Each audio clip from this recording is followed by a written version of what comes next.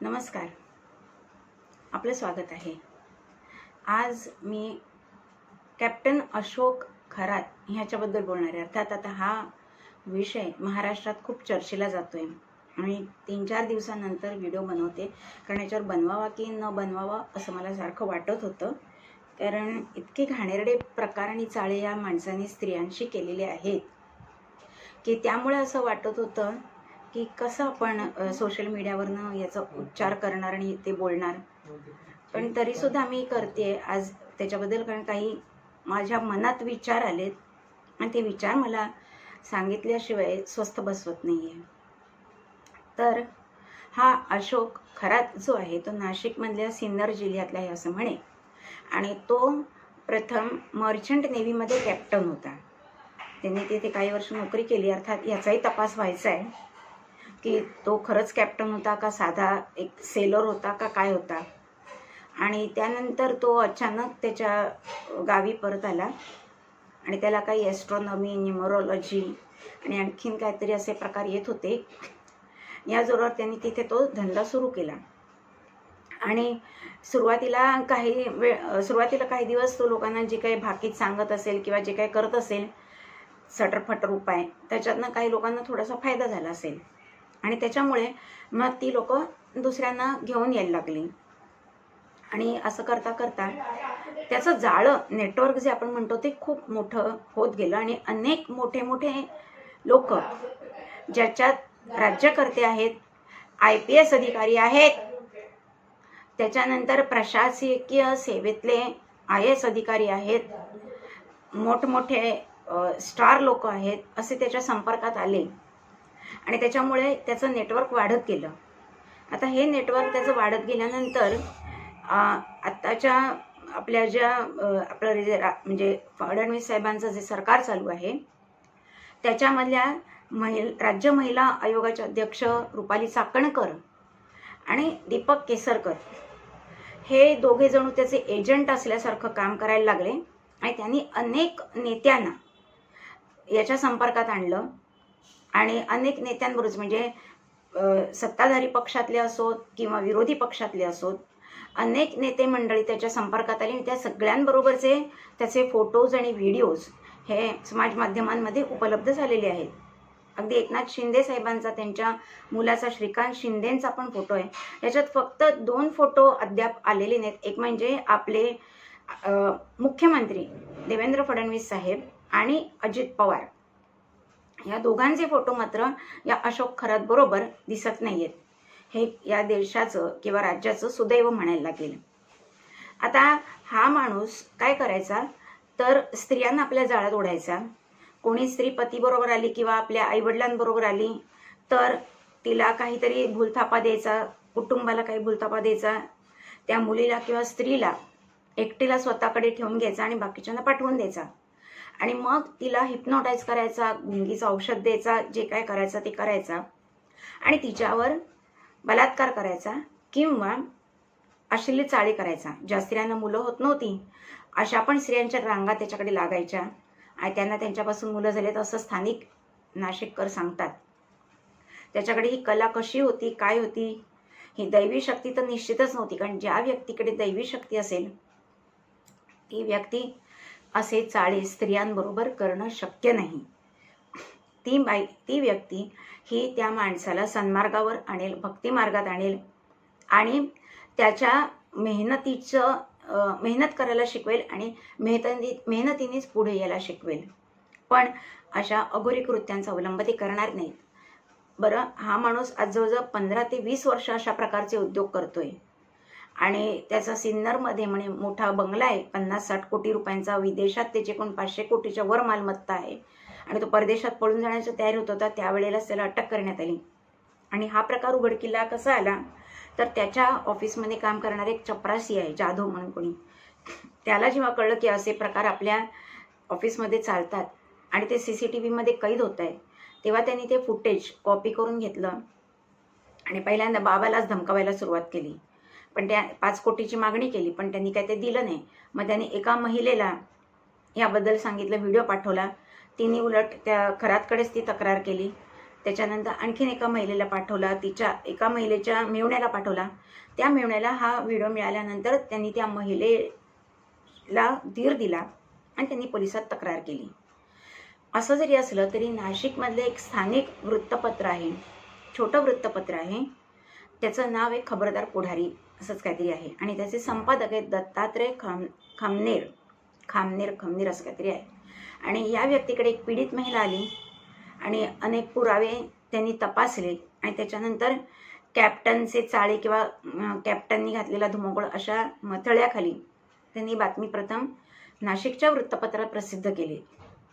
ही वृत्तपत्रात त्या प्रसिद्ध झाल्यानंतर रुपाली चाकणकर आणि अनेक राज्यकर्त्यांचे IPS अधिकाऱ्यांचे त्यांना फोन यायला लागले की तुम्ही अशी त्या माणसाची बदनामी करू नका. जर एखादी पीडित महिला तुमच्याकडे आली असेल याच्या अत्याचाराला कंटाळून तर तिला तुम्ही आमच्याकडे पाठवा, आम्ही तिचा तपास करतो. पण असं काही घडलेलं नाही आणि ही व्यक्ती अशी नाही आहे, आमच्याकडे चुकीची माहिती आली होती असं तुम्ही तुमच्या वर्तमानपत्रात प्रसिद्ध करा आणि या गोष्टीवर पडदा टाका. अर्थात या तडफदार पत्रकारांनी किंवा संपादकांनी याला भीक घातली नाही आणि त्यांनी त्याचं जे वक्तव्य लिखाण होतं किंवा लेख होता तो मागे घेतला नाही. आज त्याला सुद्धा जीवे मारण्याची धमकी आली असं त्यांनी आत्ताच 1-2 दिवसापूर्वी सोशल मीडियावरूनच सांगितलेलं. त्यामुळे प्रथम त्याच्या जीवाची काळजी घेण्यासाठी राज्य शासनाने तिथे त्याला संरक्षण दिलं पाहिजे. बरं, यांनी एवढं माहिती उजेडात आणून सुद्धा कोणीही ते विरोधी पक्षातले असो किंवा सत्ताधारी पक्षातले लोक असो, कोणीही त्याचं 2 ओळीचं अभिनंदन केलं नाही, कौतुकाचे शब्द किंवा गौरवोद्गार त्याच्याबद्दल काढले नाही. आता असं म्हणते लोक की अजून ती बातमी आहे, त्याला अटक केली आहे, त्याचा तपास चालू आहे, त्याच्यावर आरोप सिद्ध होऊन देत, अजून बायका पुढे येऊन देत, मग काय करायचं ते करू. पण ही शोधपत्रिका आहे, याच्यातून त्या माणसाला व्यक्तीचा काही फायदा नाही आहे. पण समाजाचं व्यापक हित लक्षात घेऊन किंवा स्त्रियांवर, बायकांवर, तरुणींवर जे अत्याचार या नराधमाकडून होत आहे त्याला वाचा फुटावे आणि हे प्रकार तात्काळ बंद व्हावेत म्हणून तर त्यांनी एवढी रिस्क घेतली ना. आम्हाला तरी त्याबद्दल अभिमान आहे, बाकी कोणाला असो अथवा नसो. त्यानंतर आता त्यांना धमकीचे फोन येत आहेत, हेही एक चांगलं लक्षण नाही आहे.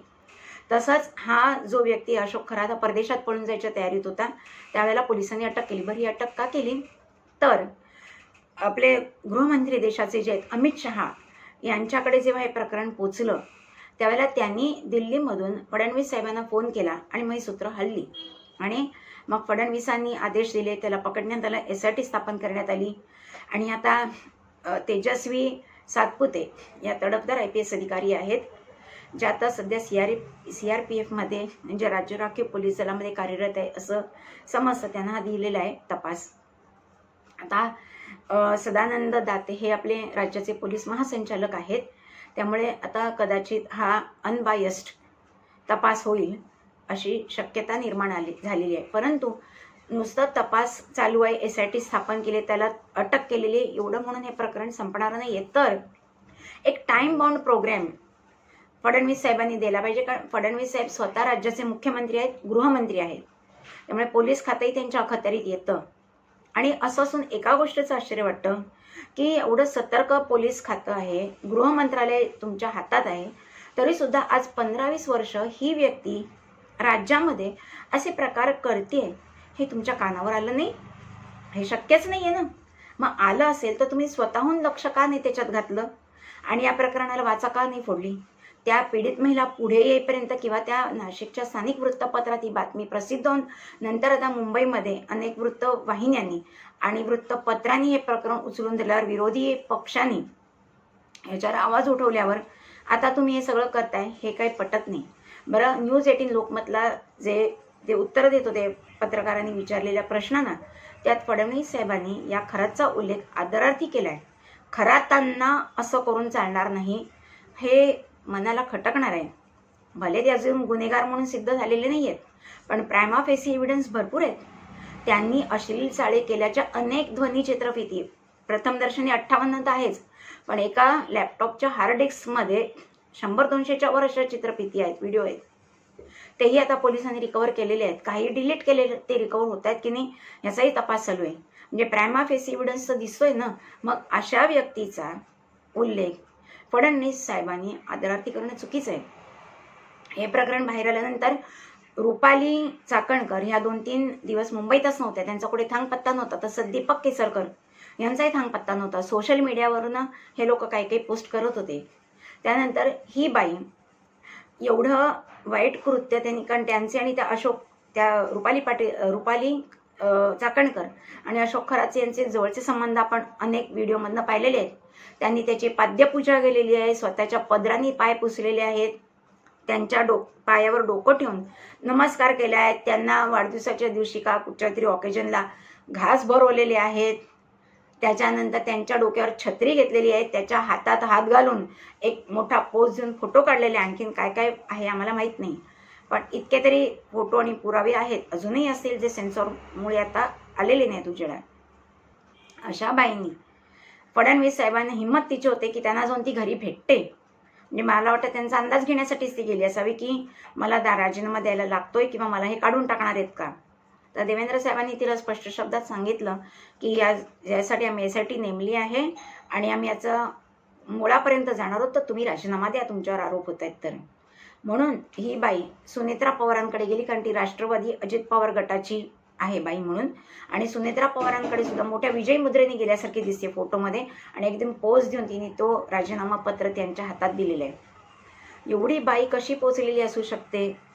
आणि परत ते सांगते माझा आणि त्या व्यक्तीचा काही संबंध नाही, मी फक्त त्यांच्या तो शिवालिक काहीतरी असं ट्रस्ट आहे त्याच्यावरची ट्रस्टी आहे. मग ट्रस्टी लोकांना माहिती नाही पैसे एवढे कुठून येतात, त्याचा विनियोग कसा होतो.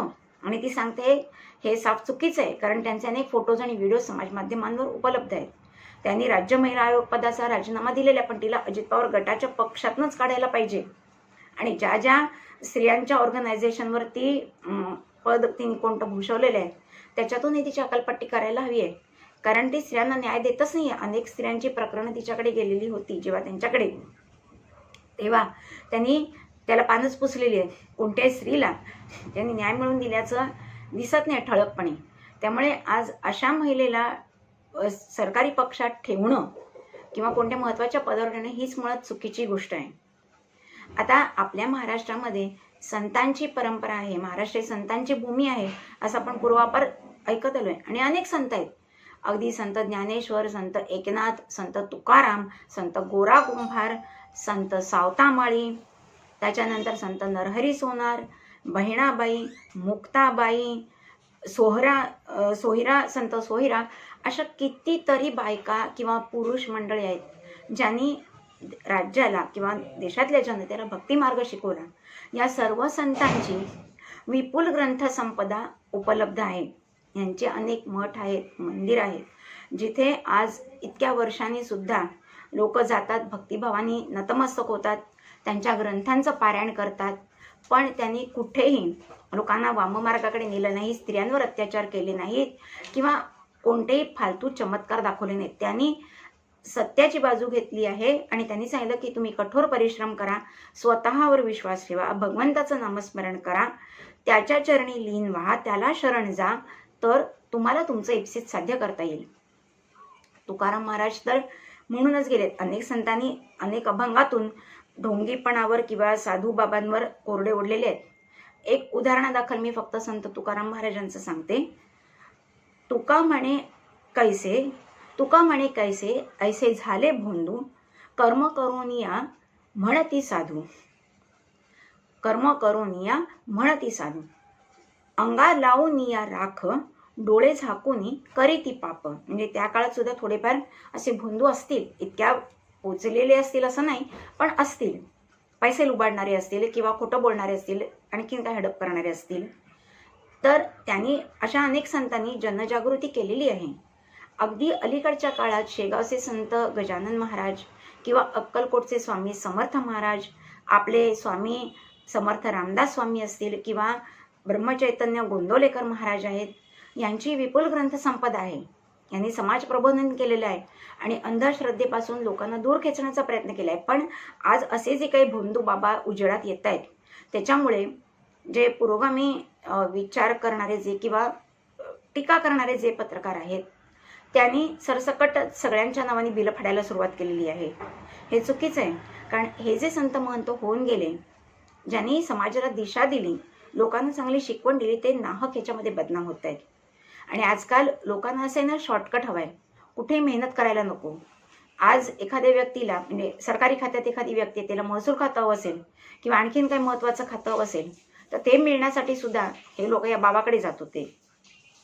तसंच अनेक IPS अधिकारी, IAS अधिकारी आपल्या स्त्रियांना त्यांच्या सुपूर्द करत होते. म्हणजे ते सांगायचे, तुमच्या स्त्रियांना माझ्याकडे द्या, अमुक अमुक पूजा करा, मग तुम्हाला जे हवं ते मिळेल, तुम्हाला पैसा मिळेल, तुम्हाला प्रसिद्धी मिळेल. आणि हे अतिशय चुकीचं आहे. हा जो ट्रेंड आहे हा चुकीचा आहे. आता अनेक नेते याच्यामध्ये इन्व्हॉल्ड आहेत आणि यांना अटक होणार अशी जेव्हा कुणकुण लागली तेव्हा अनेक फोन गेले होते यांना वाचवण्यासाठी, यांच्यावर अशी कारवाई करू नका किंवा असले नाहीत. जे काही लोक गेले ते फक्त फोटोपुरते गेले, त्यांचे आणि यांचे काही संबंध नव्हते.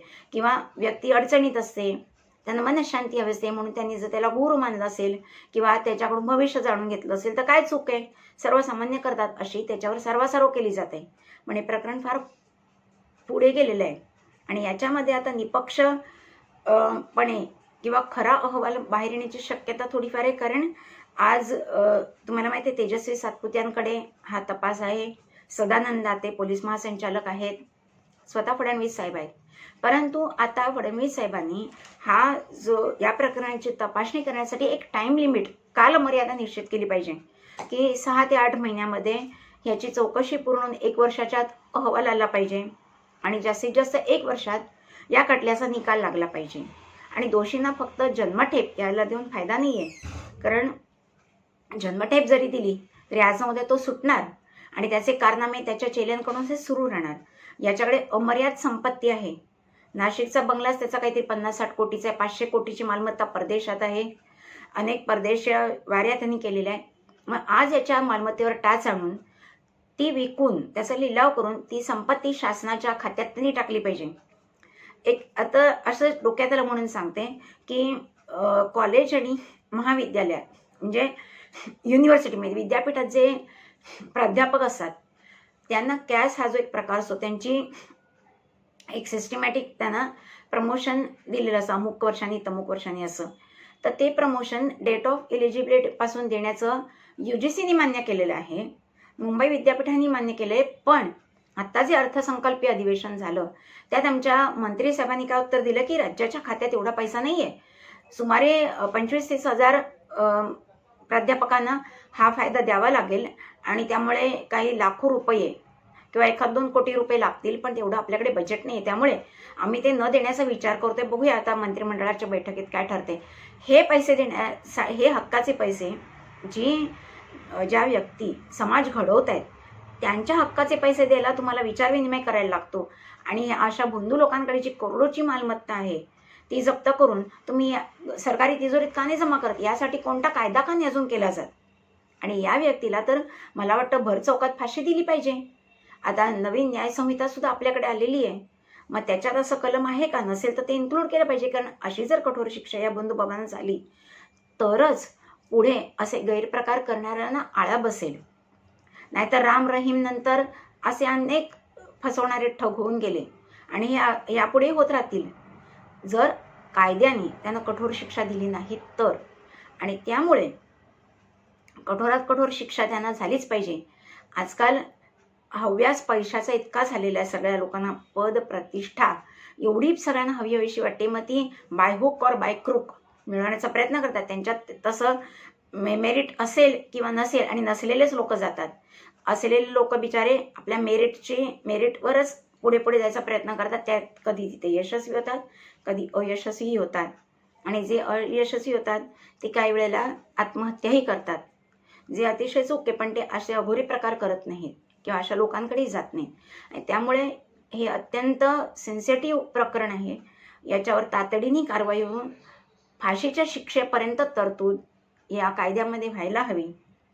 नाहीतर या नुसत्या चौकशीमध्ये 2-4 वर्ष जाणार, पुढे खटला 2-4 वर्ष जाणार आणि मग जन्मठेपेचा कालावधीची शिक्षा त्यांनी ऑलरेडी भोगलेली आहे म्हणून त्याला तुम्ही मुक्त करणार किंवा निर्दोषही मुक्त करणार, याला काही अर्थ नाही आहे. नाहीतर कुसुमाग्रजांनी फार पूर्वीच म्हणून ठेवलेलं आहे की व्यर्थ गेला तुका व्यर्थ ज्ञानेश्वर, संतांचे पुकार वांज झाले. तुका म्हणे ऐसे मायेचे मैंद, त्यापाशी गोविंद नाही नाही, असंच म्हणण्याची वेळ येणार.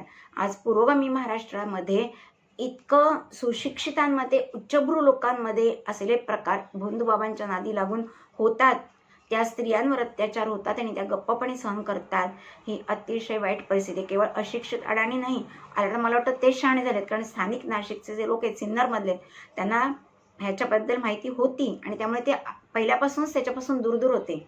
ते जास्त ह्याच्या भजनी लागलेच नव्हते.